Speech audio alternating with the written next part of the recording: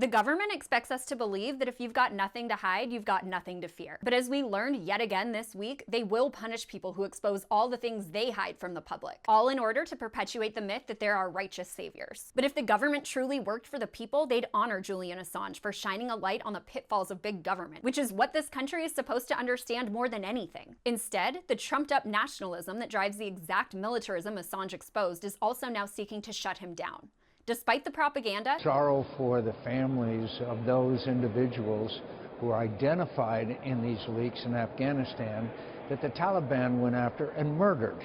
no one died because of Manning's leaks. People simply became more aware of what the government was doing in their name and with their money. And if you want to claim that this empowered terrorists, you need only look to other leaks, which Assange is not being prosecuted for, to see just how in bed the US government has been with terrorism. This isn't Wikileaks' fault. This is the fault of the government trying to lock him up for exposing them. And they wouldn't have to worry about compromising their positions abroad if they didn't insist on being the brutal policemen of the world, which is what Assange and Manning's leaks exposed. And for the Democrats cheering because you blame Hillary's 2016 loss on WikiLeaks, none of their leaks have been disproven. Your crusade for a free press in the age of Donald Trump is a sham if you aren't willing to support someone who exposed truths you don't like. For all this mainstream resistance to Donald Trump, hardly any of it focuses on his warmongering. And considering the increase in civilian deaths during his presidency, I'd think this would matter to you. It's verifiable and substantiated not only by WikiLeaks, but literally years of US interventionism. This is a far more significant story than Russiagate, and also has far more evidence to back it up. Yet instead of blasting the US government for its crimes, the media insists on tying Assange to Russia. But he distributed classified information we're not allowed to see.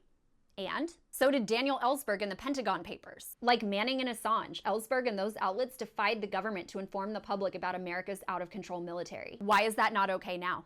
To anyone cheering the arrest of Assange, Republican, Democrat, or otherwise, where are your principles? Where is your outrage at what the government is doing, as opposed to the outrage towards someone exposing what the government is doing?